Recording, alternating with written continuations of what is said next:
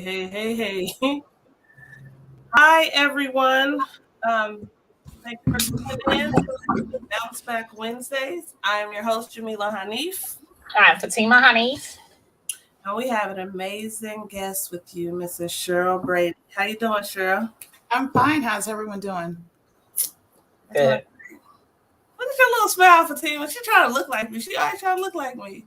You both look just alike, so I don't know who's looking like You don't who. want to deny it. Well, I'm the oldest, and it's so funny. You should Okay. see our baby pictures. Our baby pictures, we have to really figure out who is who and where. How many years apart? I think we 4 or 5 years apart. Okay. Wow. Yeah. 3 years apart. Hi, Australia. My baby. That's my baby. That's Ivy. That's my baby.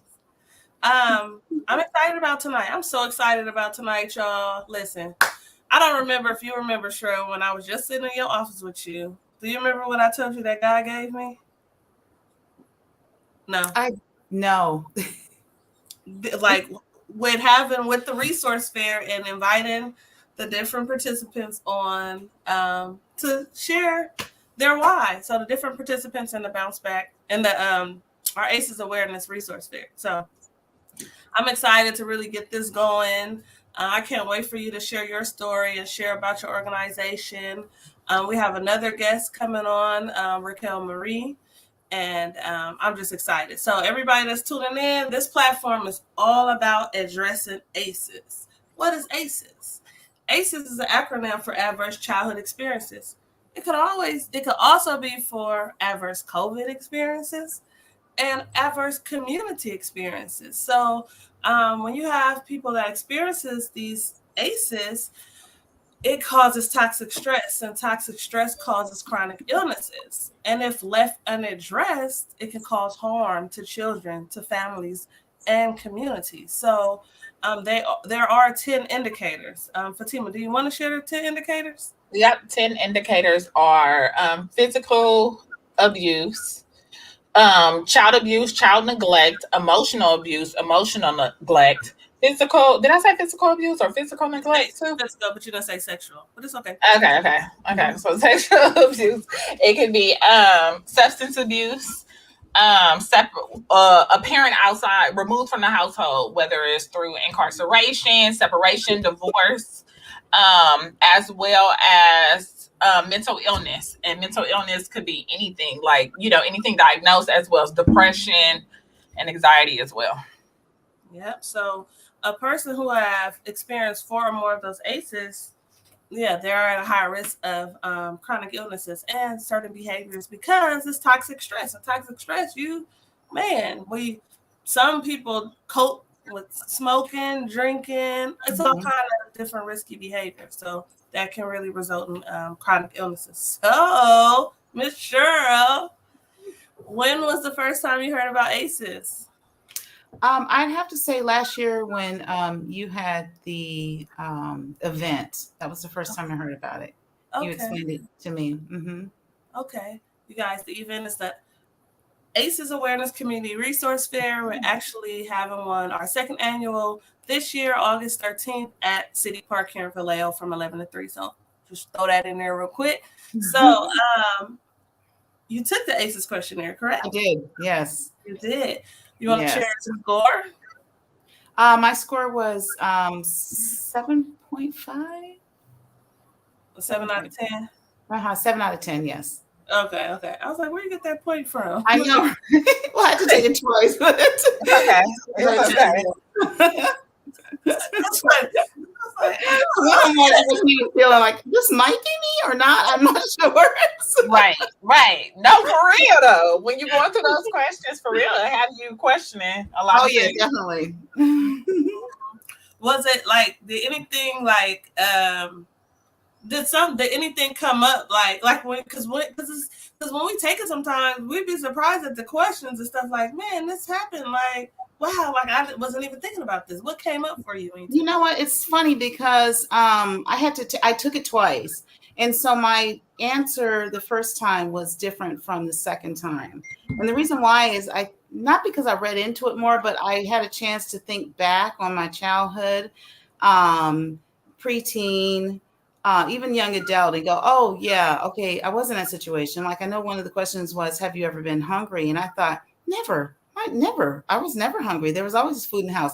Not necessarily, you know. And I think my mom had, you know, she was a single mom. She was also a teen mom of twins.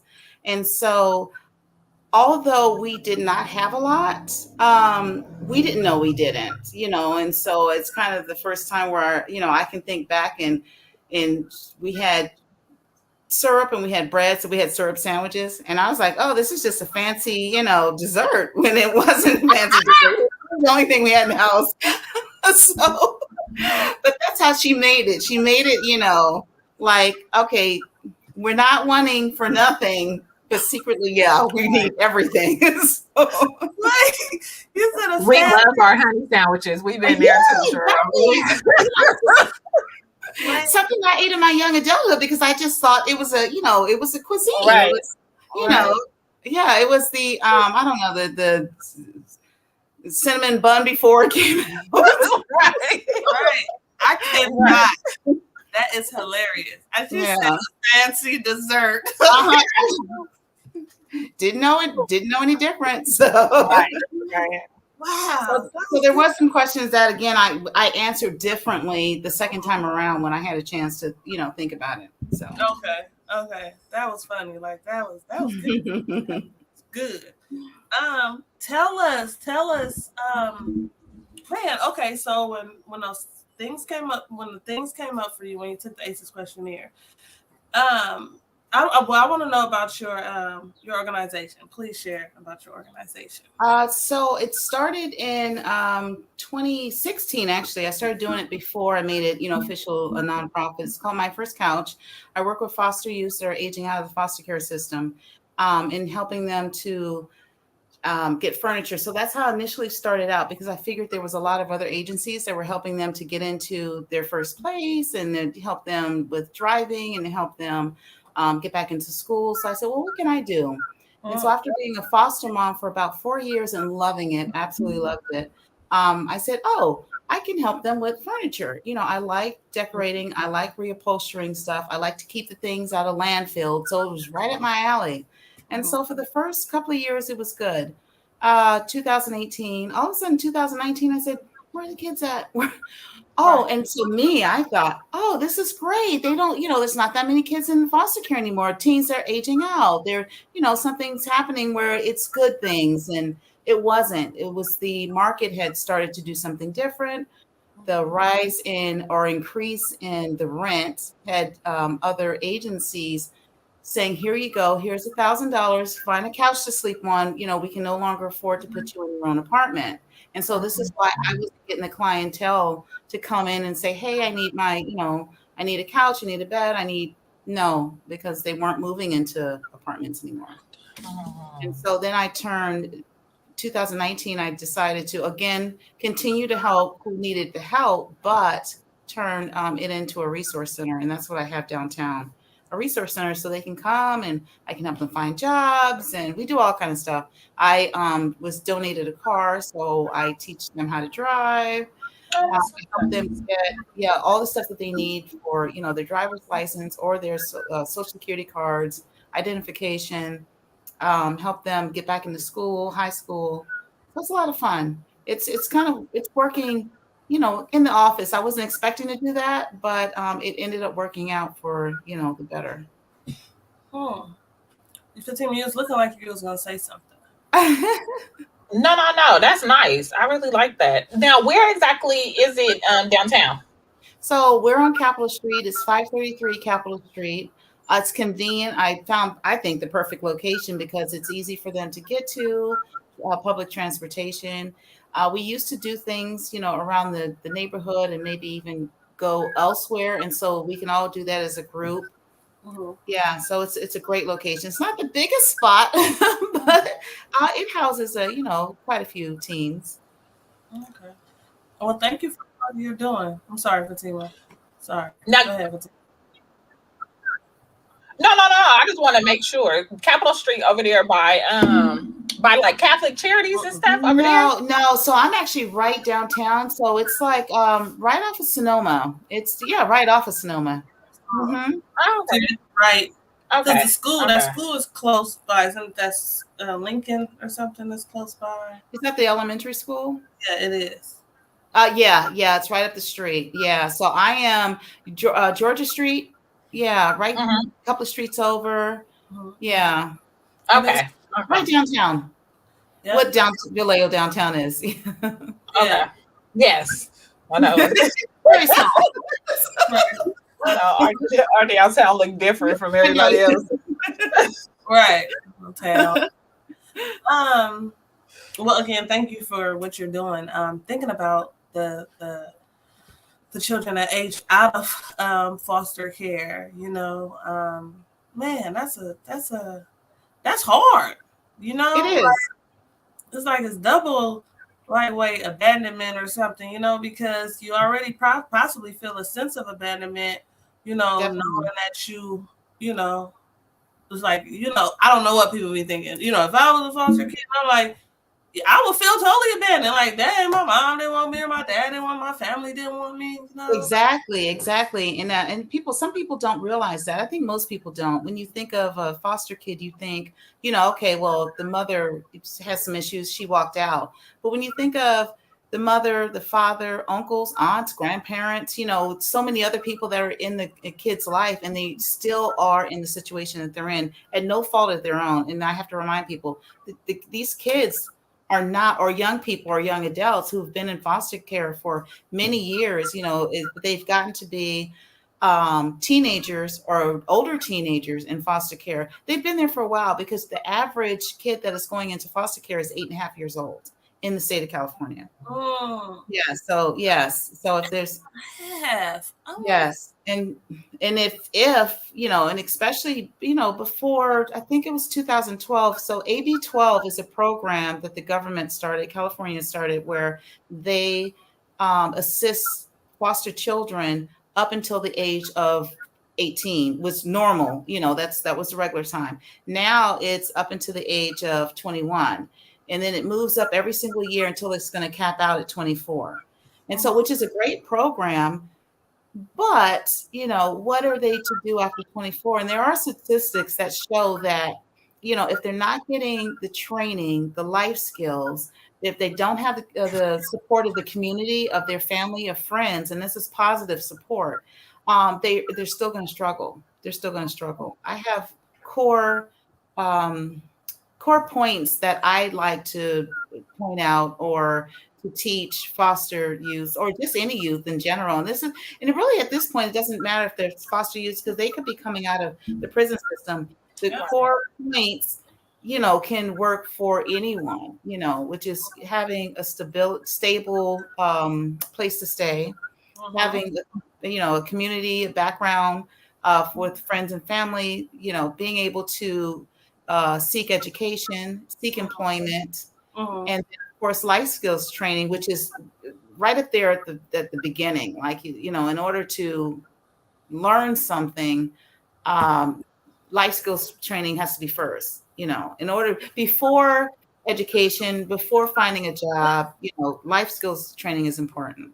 It is important. So important. Think about problem solving. And that's why, support is everything. Support is everything. And there are a lack of resources, Unfortunately, yeah. And then you know what? But let me say this.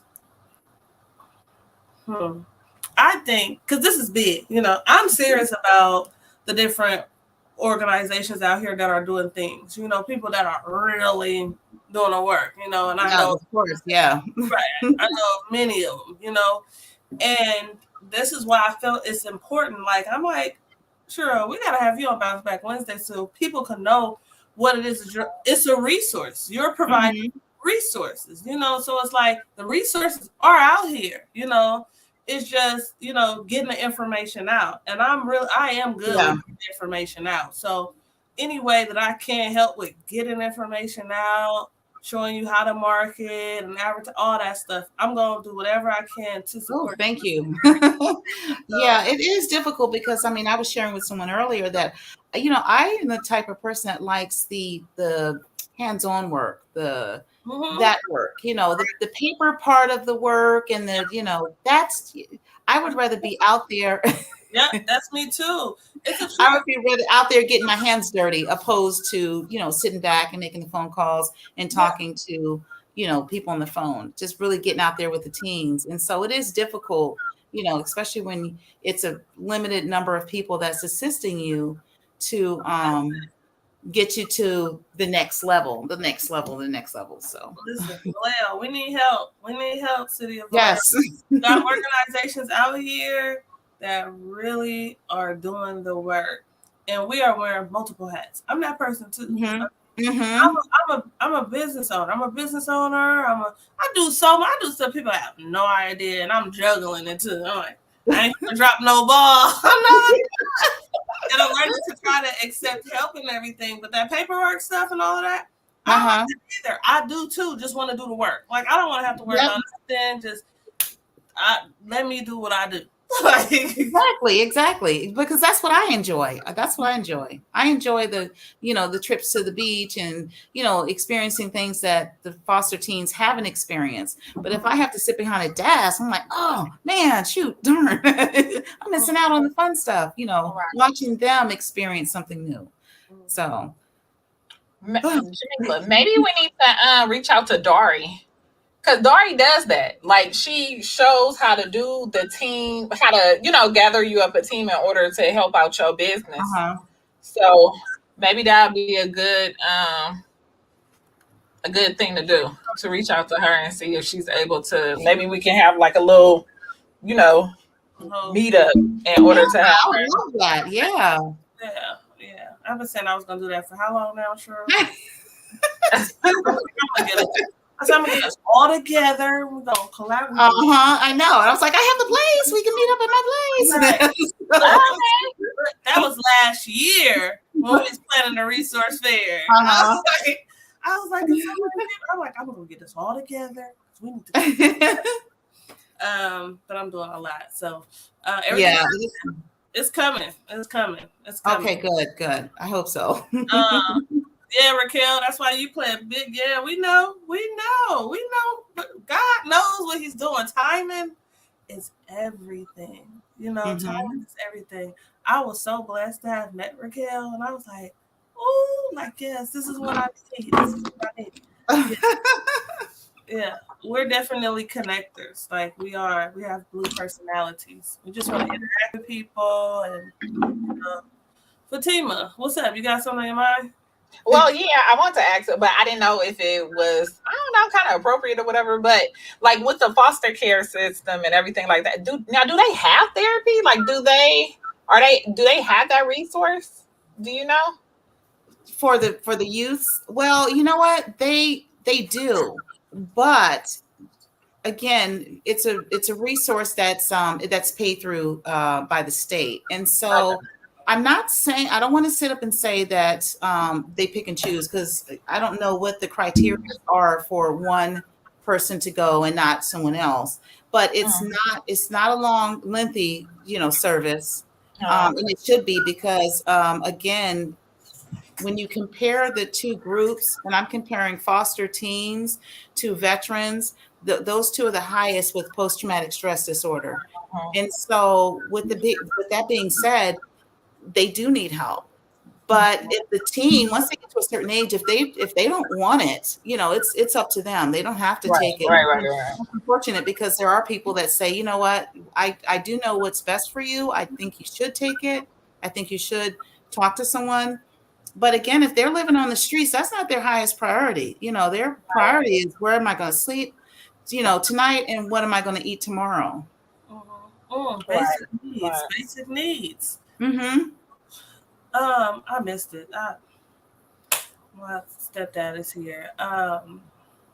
What was it you asked? What was it when they don't have what? What y'all was talking about? No, therapy. I was, I'm always concerned about their therapy and their health, because here they is feeling this place of abandonment, and then at a certain age now, here they being pushed on to be on. And what I was telling her that next to veterans, I gotta take a picture of this. I'm sorry, I'm listening. Next to veterans, teens in the foster care system are the second highest post-traumatic stress disorder. And you know why? That's statistic. I wonder if people understand that. Man, I remember Eugene works for behavioral health, for Solana Behavioral Health. And I remember being in a session and listening, and the older someone gets, the the higher the risk are, and even just needing help and support, therapist. And that's because it's not being addressed early. There's not, and it should be early intervention, right? So we are not not even thinking. That's why I'm serious about it's funny that you mentioned that, because I think that's one of the reasons why I categorize what the core was and what was first and what was second, because it took me a long time to figure that out. Like, what is it that this group needs, and then how do I implement what's next? And so therapy is one, it's high. It's the community involvement, and it's family, it's friends, and it's being taken care of. And sometimes we can see what that person can't see at the moment. This is why, that's why I do what I do. The education piece, the parent education piece, is so important. Raising awareness about ACEs. All this stuff is a process, and it's a healing process, and it has to be addressed. Like, I'm not trying to re-traumatize people. Not exactly. At all. We have to do what we can as a community. I'm doing all I can to build a trauma-informed community. And so we have to be able to find these coping skills, because we get triggered by, the sensory, we get triggered by, we smell something, we see something, we hear something, we feel something, we taste something that triggers us, Yes. And it's like, well, how do we cope with it? How do we cope with it? I know with the ACEs discussion last week, it was funny because when I got off of from listening off the computer, I thought back on an event that happened in my life as a kid, and and it's something that I use now when I'm talking to the youths. What do you think adulthood? Is there something that you can have personally that says, oh, I'm an adult now, or I'm grown now? What would it be? And I remember different times in my life. And when I was 7 years old, I thought a key was, because there's a little girl that lived down the street, and she was a latchkey kid. And so she was able to, go home and open a door and then go do her own thing. And I thought, I'm 7 years old, 8. That's grown to me. And so I took my mom's keys, because they happened to have the same keychain, which was a little flip-flop. And I lost her keys. And I have never been spanked so bad in my life. I mean, it left welts all over my body. It was horrible. But what I can remember back was, oh, welcome back. So what I can remember back was that my mom, not only did I get spanked with a switch, but she didn't talk to me for the whole week. And so young mom, she was inexperienced. You don't get a book. And so it was funny, because by the time now she's gotten older, and she went to school for early childhood education, and she was reading books. And then by the time my little sister came along, when I was 19, 20 years old, she was a better parent because of her knowledge, because, she knew that spanking your children is not the answer. She knew that she was able to discipline her kid because, she took the time to go and get educated about it. So that last week reminded me of that. Like, okay, me and my sister went through that, and then she learned to be a better mom, and my little sister was able to have a better mom from that. You talking about the Bounceback Parent Support Group? Yes. Oh, okay. Yeah. Okay, the parental emotional coaching. Yes. Yeah. Okay. Yeah, that's so funny. Yeah, it's stuff we don't know, and it is important, and we don't know. If we're not talking about it, you know what I mean? To even be like, sometimes it's okay for us to be triggered by something, because it's like, oh man, okay, now that makes sense. You have to feel it to heal it. If you still feeling it, it's like you really haven't addressed it, especially Like I could tell my story right now and not even cry about it. Mm-hmm. I tell it so much, and cried so much telling it. Now Exactly. I can say it without crying. Like, Is it because it maybe will help someone else? oh You're no. teaching someone else, or Yes. So you saw in the beginning of the workshop, I always tell my story.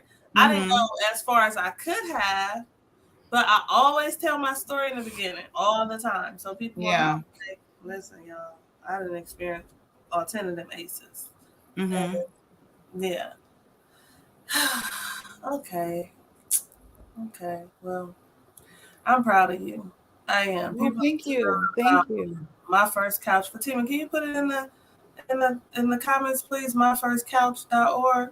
That's what it is. myfirstcouch.org. And our number down there is 833 my couch. So that's cute. Remember that. Oh, that's cute. That's what it's supposed to be. Something easy. The face said how mental health is last on the list. It is. So much passed down. And then I know that Francine was saying back in the day, no therapy. It was what it was. The hurt. Let me see. The hurt is hopefully they are doing better now. Yeah, it wasn't no therapy, right? And just like Faye said, things being passed down. So intergenerational trauma. So it's passed down. It's not being addressed. You know, with the speak when spoken to, or don't tell nobody. Exactly. Yeah. Secrets and stuff. It's like. And if you can imagine, and I'm pertaining this to the foster youth, a girl going through the system and having all 10 of those, the crisis, going on with her, and who knows for how long. And then all of a sudden she gets out of the foster care system, and then she's saying, oh, she's given okay, well, you're good now. Go ahead and take care of yourself.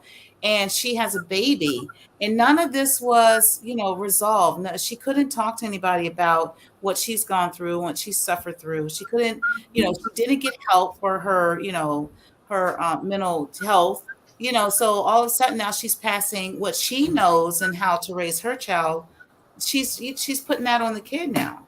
And then that child will grow up. So it's a constant, It's just that circle that didn't need to happen, because if nothing else, we can do we can give them support, and we can help with mental health. Right. Be kind, y'all. Just be kind to one another. Help people. We all are a resource. Each one, reach one, right? That's true. That's true. It really is. And if we think about it, I'm surprised it's gonna sound like my daddy right now. Stuff really do all start from slavery. The stuff that the slaves experience, And then, for really, you on that boat, y'all packed up, eating on each other, pooping on each other. And just to the mental, just to know mentally that you might not be one of the ones that makes it once it hits land. You hear all this stuff, all this yelling and screaming. You hearing all of it, seeing all of it, the smelling the death of it. Yes. Yeah. Then you go through this slavery. Then you watching your husband get beat. Your husband watching your wife get raped. You watching your child be taken away from you. You getting separated from your family. And they let y'all go, and you ain't get no kind of support. No. Yeah. Here you go. Take care. Yeah. Yeah. It's crazy. So crazy. And the same thing goes on now, but in a different form. Exactly. Yeah. Well, thank you for tuning in, and thank you everybody that's viewing right now. Miss Cheryl, what's your number again? The number for My First Couch is 833-692-6824, which is 833 My Couch. Okay. I'm sorry. Anyone knows any teens out there that needs, to a place to come to for supportive services and help? We have an event that's coming up. We weren't able to do it for the last couple of years because of COVID, but it's called. It's actually it's cute. I like it, and the teens seem to like it. but it's home for the holidays. And so I rent out a commercial kitchen, and then we prepare a holiday feast. So I'm teaching them how to cook their first holiday meal. And then whatever's left over, we give to the homeless people. And then they go home with their own little box with a setting for 4 that they can cook their own little turkey and their dressing and all that at home for whoever they like. Yeah. So we're fingers crossed that we can do that again. It depends on what, No, we're gonna do it again. No. We're gonna do it again. Like, nothing stopped that. They need you. Like I said, right? ACEs is an acronym for adverse childhood experiences, adverse COVID experiences, and adverse community experiences. So yeah, we don't want them to go through that because of COVID. Yeah, that's true. That's true. Yeah. I want to shout out Faye. I love Faye, man. Faye, man. Faye, man. Faye had lost her mom. She had lost her dad. She just recently lost her dad this year. And I watched stuff. Oh, certain stuff would be hard for me. And she said at 44, I was just now being diagnosed with PTSD from childhood. Oh yeah. This stuff, we damn near all got PTSD. That's right. We damn near all do. Those ACEs, those ACE indicators, 4 or more of those. You can only have one of those ACEs. So say if you were abused as a child and you got toe up, every day, but that one thing, was just one of them, but you get your butt whipped every day frequently, the intensity of it. Oh yeah. You get PTSD because people don't understand that their trauma is not the event, it's the way your body feels during that event. That's what it is.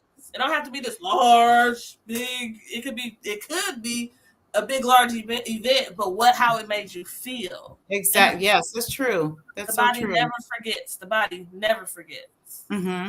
So, Faye, I'm proud of you, girl. You can join our Bounceback support group. It's really good. The stuff we discuss is really good. I just want to thank you, Cheryl. Thank you so much for. Thank you for having Cheryl for your time. Thank you. I can't wait to meet you in person. I know, right? Come on down to the center. Yeah, Fatima, you got to get down there. I'm surprised you didn't meet Cheryl last year at the resource fair. You did it, Fatima? No, I was there, but I'll be there this year. I don't know. I'm not sure. Oh, she wasn't there that long. Okay, I'll be there too. Anyway, okay. I got no choice this year. I will be there. Yep. Well, thank you. Thank you so much for your time. Thank you for sharing. Y'all go check out myfirstcouch.org. Everything is in the comments, you guys. The phone number's down there. Call before you go first. I hate pop-ups. I don't know. Oh, no, please do. People just pop up. I will answer the phone, but no guarantee that I'll be there at the center. Yeah. So I do a lot of outsourcing resources, Okay. Thank you, ladies. Thank you. You're welcome. Have a good night. You too. Okay, Thank have you. a blessed evening, Ms. Cheryl. I'll be in the background. All right. All right. Bye. Bye-bye.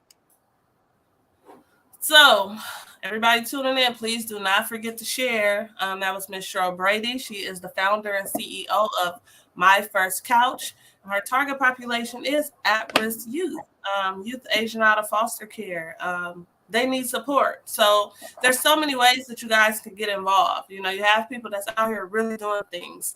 The stories that we may share, it may be your story, and it may trigger something for you to be like, man, maybe this is my purpose to be helping out like this, or starting something like this, or collaborating or partnering with something like this. So this stuff is important. So we have another guest. This girl right here, just heaven sent. Okay. God knows exactly what he's doing. Her name is Raquelmarie Clark, and I always say the organization name. I want to say it's WAHEO. It's WAHEO. She's gonna share. She's gonna share more. She's gonna pronounce it correctly because I'll murder it. So you guys, let's welcome Miss Raquelmarie. Let me see you guys put the little clap emojis in the chat. Hi. How are you? Good. Hi, Fatima. I'm good. Hi, Raquel. How are you today? I'm good. a little tired. We just did a food distribution, but we're here, happy, excited, and to see Cheryl too with my first couch. That was awesome. Yeah, yeah. Thank you. So I want to know. So the food distribution, share with us. Food distribution, and so we said like we did a thing because it first started out.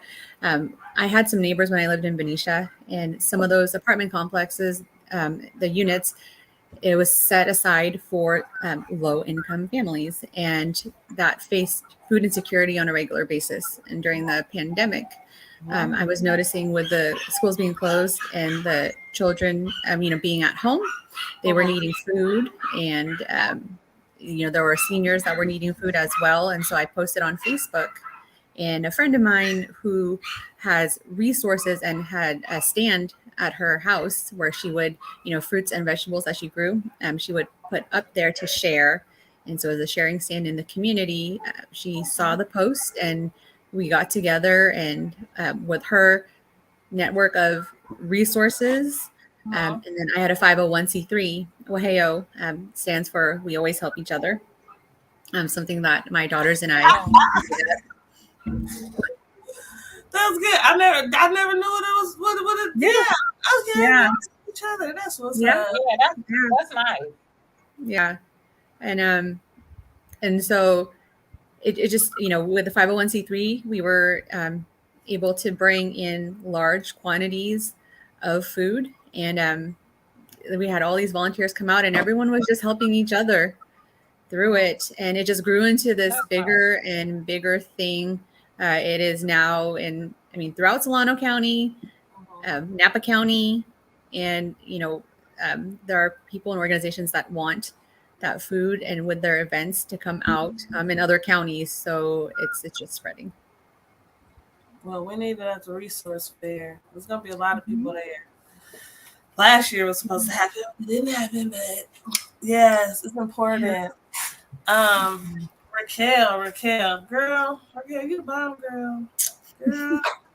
Y'all don't even know Vallejo. Y'all don't even Bay Area. Okay. So, again, you guys, this platform is used really to raise awareness about ACEs. Even if y'all look in the comments, man, just the social connections, people meeting each other. It's a little dope community. It really is. When did you first hear about ACEs? So I actually first heard about ACEs when I was actually helping in the childcare world. Okay. My daughters, so they were at an in-home childcare, and then develop it into a center.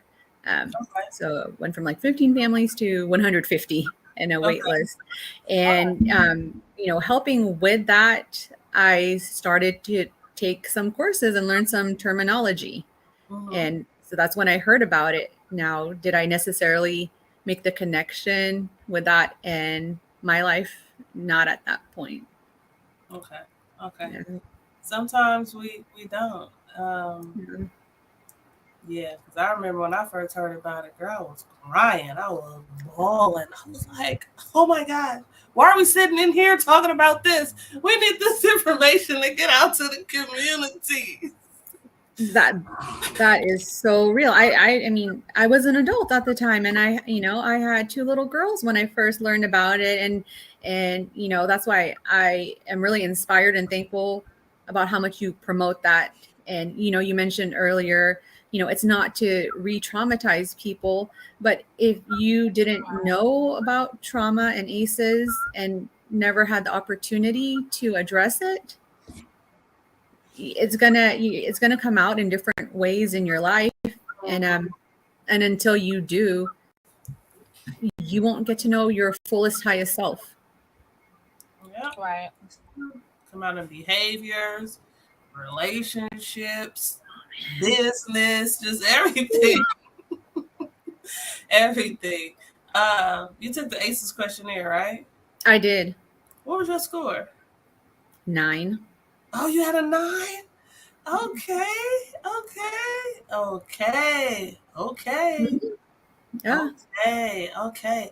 What came up for you? Like anything? What came up? Like what I really think about is that, having high ACE scores, and it doesn't discriminate. Right. It doesn't discriminate. You can be from any kind of background, whatever stereotypes people have in their head about, what someone with a high ACE score might look like. You better rethink that. Right. It does not discriminate. Because you can't tell. Ethnicity, income bracket, nope, does not discriminate. Wow. Okay. And so, with your work, please share more about your work. Like, what's your focus right now? Because I know it's to help at-risk women and girls. Yes, and especially, those at risk to gendered violence, like sex trafficking, like domestic violence, like sexual assault. And so WAHEO started because there was a day that I heard a statistic that 40% of sex trafficking happened in Oakland, in the Bay Area, like 40% in the nation. And at that point, I had 2 little girls who I would drive to my mother-in-law's in Oakland to be babysat there. And I'm like, why haven't I heard about this? And what's being done in the county that we live in? There's this false notion that it happens in not domestic, but foreign places, not realizing how common it is where we live in our communities for our girls. I mean, just like, with Cheryl, we had this conversation, and, along with ACEs, I mean, just being in the foster care system, that amplifies your risk to sex trafficking. I think it was 60%, 60% of foster care youth vulnerable to sex trafficking. And yeah, do y'all can y'all make the connection? Why? I mean, my theory. I mean, I'd be having all kind of different little theories and stuff, but it's abandonment. Yeah, it's abandonment. You meet somebody that's making you feel good, have a sense of belonging, making you feel important, and it's that love that you think it's the love you did not get, but it's better than what you got before. Yeah. So go ahead, I'm sorry. Oh yeah, no, it's okay. And that, so even without the compounding layer of being a foster youth, just being a female, even just being a child, like one third of trafficking survivors are children. And that's a large number. And so hearing that statistic, and it's still not yet connecting that to my past, I like to write. Like, that's how I express myself. Like, I always call myself like an old soul. And it's like, people would say like, oh, that's really profound. Like, that's really powerful. And so I looked into grant writing because I wanted to learn how. So I can use my writing to get funding to make change happen. That blew my mind. And then, thinking about all the different traumatic things that can happen in people's lives, I just thought, well, if I do grant writing and not direct services, I could help however many different agencies and causes that I can, because all these different things intersect. And once you have one ACE and then another, your vulnerability is so high. And, I can attest to that.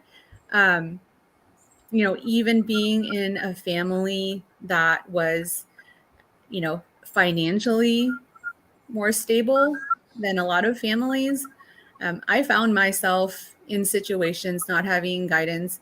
Not only like, as a teenager, I think I was about 19, where I was homeless in Vallejo, living in my car, hanging out with the wrong people, not realizing that I was actually being groomed by who I thought was my friend. For trafficking, I would go with her and we would hang out, and I would meet these, different people with her. I actually, I'm just going to be real here because, maybe this will help someone. I went with her on some of her dates. And like either watching her daughter or just hanging out and, not having that guidance, not, feeling cared for. Like you said, that it makes it easy to fall into these kinds of situations. And, because of having experienced that myself and turning things around, like I went through all the different welfare systems in Solano County, and, done it all, CalWorks and Welfare to Work, got myself a scholarship to UC Davis to do my undergrad.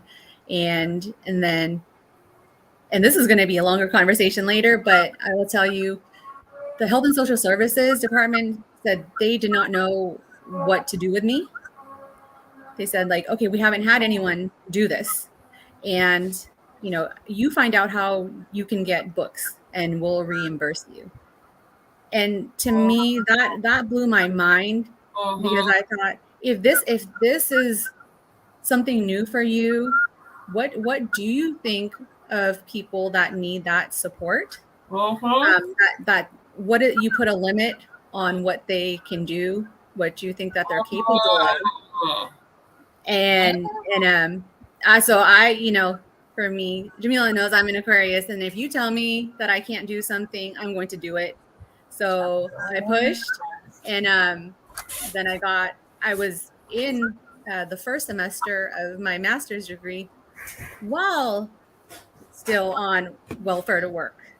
While we had housing support, and so to me, that signaled that there are other women or girls like me, and because we're in these systems and not, until we get the proper support, we fall through the cracks, and no one sees, and society misses out on what we can contribute back to the communities.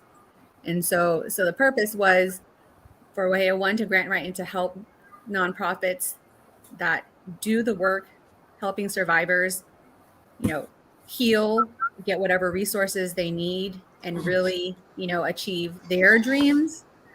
But also, in my head, like I feel like we need to create this community circle where we uplift and get the resources to the women and girls who just need that support, and see what that can unleash in the world. Because, man, I will tell you, if there's someone like me, if there is someone like Jamila, if there is someone like you, Fatima, who can, get through these adverse things and make beautiful things happen, what more if we captured and got to the other women and girls before they slipped through the cracks.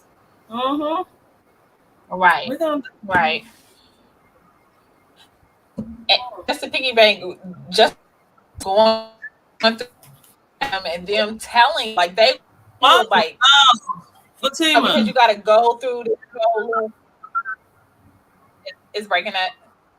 Yes. Oh, it's irritating me. Every time you say something like, is it better now? Yeah, it is. Go. You gotta say it fast. No. Right. But at least us, going through that system. Shut up, Jamila. Going through that whole system of them trying to tell us that, put that limitation on us. And so I'm happy because I was in the same situation like you, where I had to push through and do what I did, had to do in order to succeed and get my degree the same way. Can you just imagine those women that don't, when they say no, that you can't do this, and then they just be like, okay with it.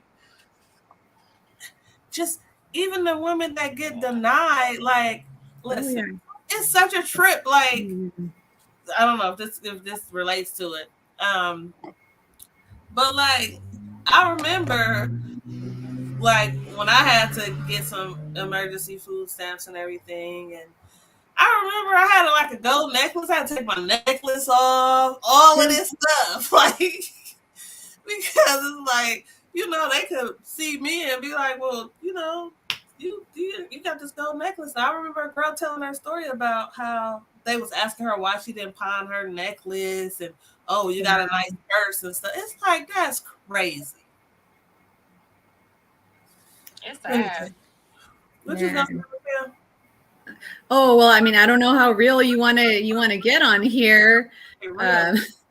live and direct, raw. I mean, all these misconceptions, I need people to do their homework.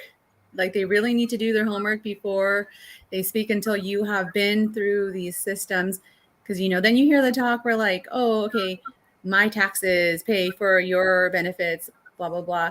If you really knew what it was like, how your life is completely on display, like every detail of it, when you get these social services, and the fact that you can be working. I was working, I was volunteering, I was going to school all at the same time and still qualified at that time. And so my taxes working paid for my own benefits. Right. And with me, like I was, I wasn't playing. Like I had stuff to do and, went to school, and then got into a profession, giving back and these systems, I mean, they are hard. They're hard to navigate in and of themselves. Like who wants to be going through these systems, for fun? Right. It's it's just such a shame because, when people discount that, you miss out. You miss out on those who contribute right back to our communities, just like all of us ladies here. Right. Ain't that true? Right. Like we've been through those systems. We know what it's like. Yeah, we want to help people navigate. And we use them for what they are for. They are there to help us out. Yeah. But then you have some that have these certain kind of these little policies or whatever. Like if you make $1 more, then man. If you make $1 more or 25-cent more, like you get cut off. Oh, and that's the sad part because there are many women and girls who fall in that in-between space where it's like you are above the threshold to get support, but you're not making a living wage. You're just working to have childcare, and it's I guess surviving is supposed to be enough instead of thriving. Right. Because like these policies are so interesting, and I feel like clearly written from a perspective that is inexperienced with what it's really like. Because I mean, this might be a whole nother subject, but like there are some who want to push, drug testing, right, in order to get benefits. Like, okay, so if you can't pass a drug test, you shouldn't get it. Like not knowing that's actually, if you do your homework, that's a waste of money. That is a waste of millions of dollars, because the best indicator of something like that is someone who's not going to be able to meet the requirements that their caseworker puts forth.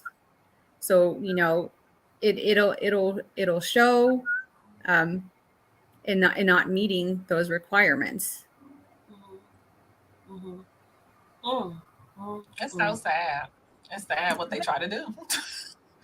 That's a system. They don't know though. Like we have too many people, too many decision makers who's not on the ground, who don't even experience, who don't even want to have conversations with people, with their constituents or anything. They feel like they know best, but don't know anything. So that control. This is why it's important, you guys. This is why it's important to have relationships with your elected officials. Know who your elected officials are. This is why it's important to vote. This stuff is serious. Everybody know I'm so big on politics. I really am. Like I want to have relationships with my elected officials and tell them about what's going on, and they listen to me. They listen. Like I keep it real. I keep it 100. I'm not in there. I ain't being fake. None of that. Like this is what's going on. This is not okay. What we gonna do? Right. Do something. Like yeah. You have to be a voice. It's very important. Yeah. Well, Raquel, don't let none of these big It's companies. interesting. I was just Fatima, don't it's rude. Sisters. right. Raquel, don't let none of these big companies try to swoop you up, okay? Yeah. No, I mean, you for small little nonprofits.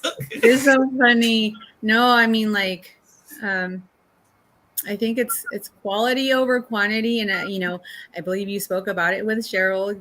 We see who's actually doing the work and has been on the ground, whether or not the money is there. I will tell you, there are so many nonprofit leaders, including myself, that have self-funded what they're doing. Not even drawing a salary. It just goes right back into the work. And that's why, like, I feel fortunate enough to have gained experience in grant writing, just complex, like federal monies, local, county. Like, I'll tell you, man, in like just one out of a few that I've worked on that was a beast, was like 639,000 itself. And it's like, I take that as a big honor, to be able, to do that.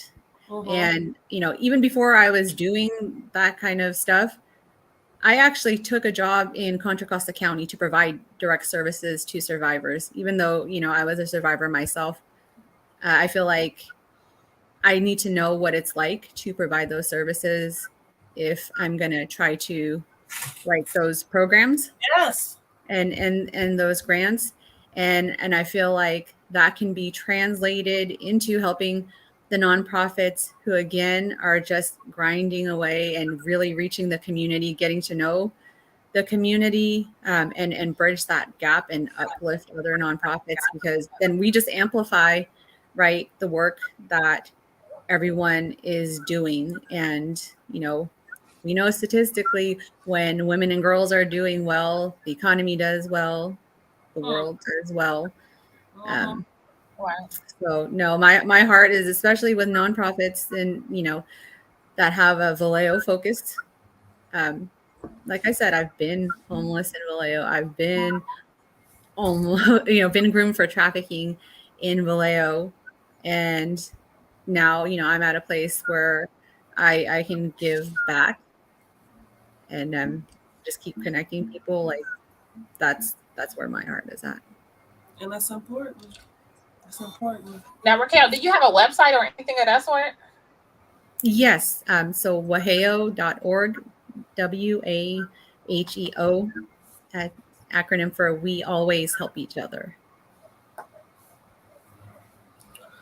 The life experiences. Like I think about the first show that I had on Bounceback Wednesday was close to 2 years ago, and it all started with the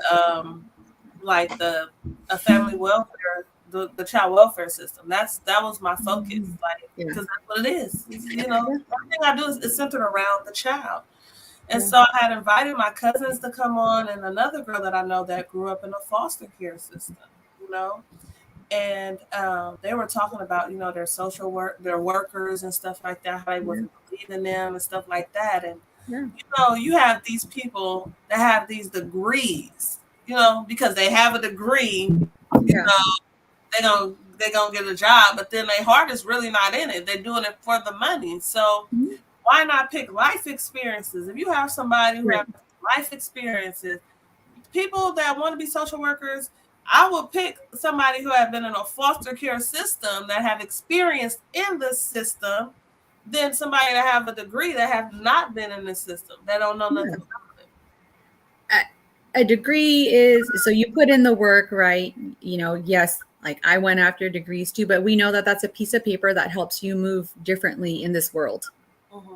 And that's Right. the truth of it. But, you know, for me, it's the same thing. Okay, so you have that piece of paper, but are you someone who is going to see another person, especially a survivor, as a person with value? Are you going to be there, you know, at 3 a.m. when they're in the emergency room and, you know, multiple traumas over multiple traumas? Then you got to get the, you know, police interview. Like, are you going to be there for them? Are you going to explain their rights and defend them? That's what matters to me, because I see people who, when I mention, you know, working with survivors of sexual assault or sex trafficking or domestic violence, are like, oh, you know, that's dark, that's heavy stuff. What more for the woman or the child that's experiencing it? Hmm.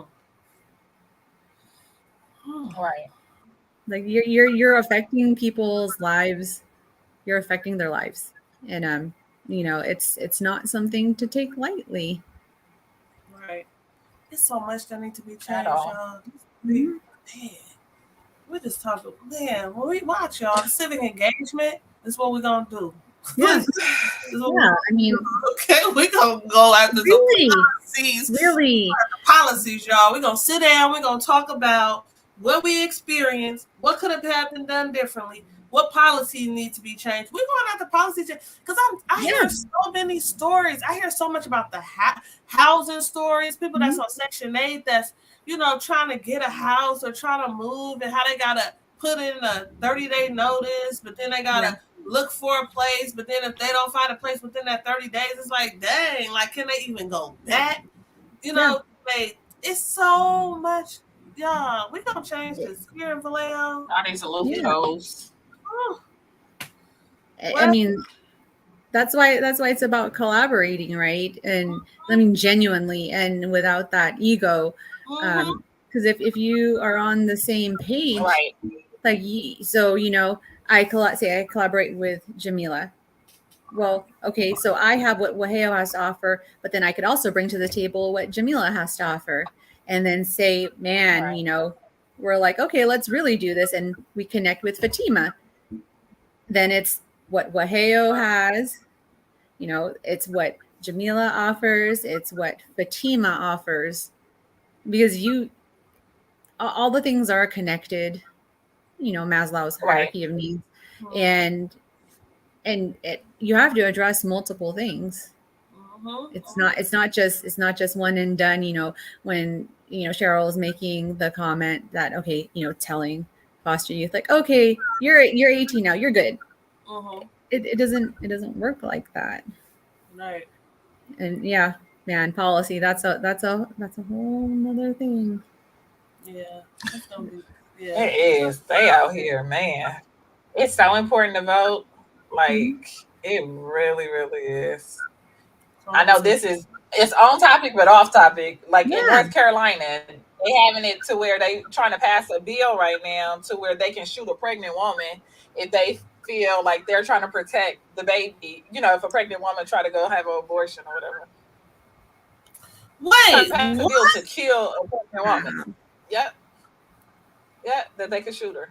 Right. If they feel like they're protecting the baby. It's crazy. Who Right. is this? Who This is is in North Carolina. That is Right. so Right. Who's behind the bill?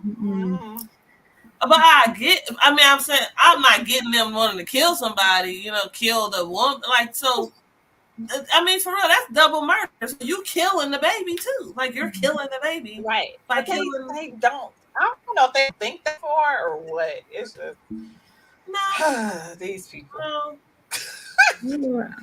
No, we have to, man, even the ones in our own county that we're seeing, you know, domestic violence. Not everybody knows, but there's this thing with the DA's office where, in courts, like survivors who, you know, they have been mandated to take counseling, domestic violence counseling, the survivor, not the abuser. for not testifying Wow. against their abuser. And it's like, okay, wait a second. Anyone knows, Wow. testifying against an abuser, you can get that woman killed. Like, that's. So they are. So they. I'm sorry, y'all. I'm a thinker. Like I really like. I don't know. I'm always. I try to be a neutral. Like I really do. Like I really just try to really see both sides and everything. So they're trying to do what to her? I mean, because like you said, yes, we know what can happen to anybody really who testifies against somebody. So it's like, what would they have in place? What would they have in place for their safety if that happens? But what are they mandating? They mandating something? Counseling, like they have to complete a certain number of sessions. Them, not the perp, right? No, but if they call them, like they're. Say that again. So if they have the perpetrator, I will hope will have to do some counseling. But would they have the perpetrator in custody to do the counseling? No, it's not it's a survivor. So, but what about the perp? Oh, I'm not even, I was already appalled. I wasn't even thinking about that part of it. Just the fact that, having survivors come and say like, hey, I have to get this many hours of counseling completed by X amount of time. And it's like, confirming that, okay, wait, you were the one being hurt. Right. And so why did you have to go through counseling because you didn't No, this is my theory, y'all. I'm sorry, y'all. It's my theory. Okay, so I'm thinking that it's because this is just my thoughts. Okay, I'm thinking it's because, like psychologically, like something, something is going on to where, and it's the truth, man. Yeah. Okay, so where they don't want to testify and they're afraid and all of this, and it's like they're like, no, I could see. But I can see why some counseling may be needed. Like, sure. Oh, counseling is helpful, and then like I get there are some parts of it where there's supposed to be good intent behind that, but forced counseling is a different thing. It's feeling like it's more forced, right? So they're trying to get like them a punishment. Yes, there were women who would call and say, they have to get it done in a certain amount of time, or they could be sanctioned. And and the thing is, when you're dealing with survivors who have been abused in different ways, the loss of any feeling of control, or sense of agency is a big part of it. And it's about people, that hurt them forcing themselves on them. And I think just that, we need to rethink the approach. We need to rethink the forced approach. Well, it blew my mind. Like I was so confused when these women were calling, and I'm like, wait, so explain to me again, and who's mandating this? And I just think there just really needs to be a reset of things where, those deciding what these programs look like, or these consequences, if any, need to come from the perspective of what it's actually like to be a survivor, and not adding barriers and adding trauma. Yeah, because you're forcing them, and it already came out of a situation where they forced. Like, then you go like them now. Like, what are you doing? Well, yeah, exactly. And it's like, you want them to be open and not shut out, the thought of therapy or counseling. And, I mean, I don't know about you ladies, but I think someone trying to force me to do something when I'm not ready is something that will definitely get me to shut down quickly. And not be open to it. Mm, mm, mm, mm, mm. Okay. Whew. We go on and on and Yes. on and on and on and Yeah. on and on and on and on and on. Okay, so Tim, you got any questions or anything for Miss Raquelmarie? No, not at all. Well, Raquel, for yourself, even going through everything that you went through, what do you do for as far as for self-care and stuff? Well, one, I love the water. Still love writing, music, hip hop music. I mean, it's the messages that you get there. I mean, therapy. Like, I will tell you, it wasn't until this last year that I really dug into it and learned more about trauma. I was sharing with Jamila, like I had this misconception of trauma that, it had to be this big, really intensely violent thing. And, it could be anything that causes you distress. And that, even in childhood, it is so real that you carry that in your body. And so for me, self-care is learning about myself, about how I can continue to heal and making that a normal thing for me and my daughters. So we don't carry that generationally, because it wasn't until I started to heal my trauma that I opened up, the confidence inside of me and to really step into my purpose. And if I didn't know about that, I'll tell you that life would look very different. Mm-hmm. You about to cry? Who? Yeah. No, I'm good. Okay. Okay.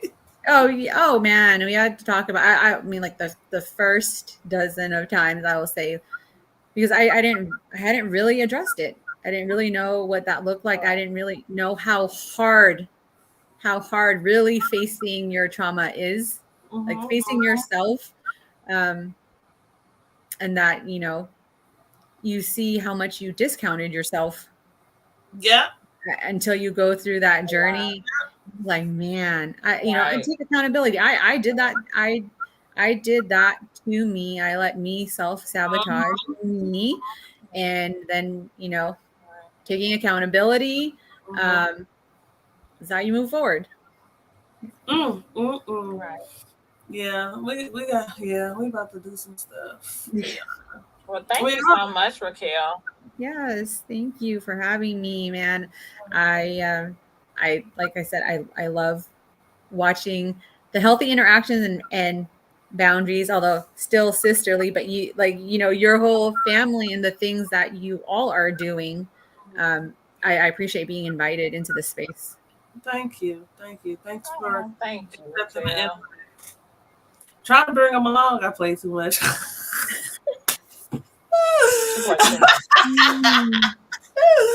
I got some stuff for you, Raquel. So Yes. We're gonna talk after in the back. I got something for you. Okay. Don't go nowhere, Raquel. All right. For everybody tuning in, I hope that this discussion was very informative to you.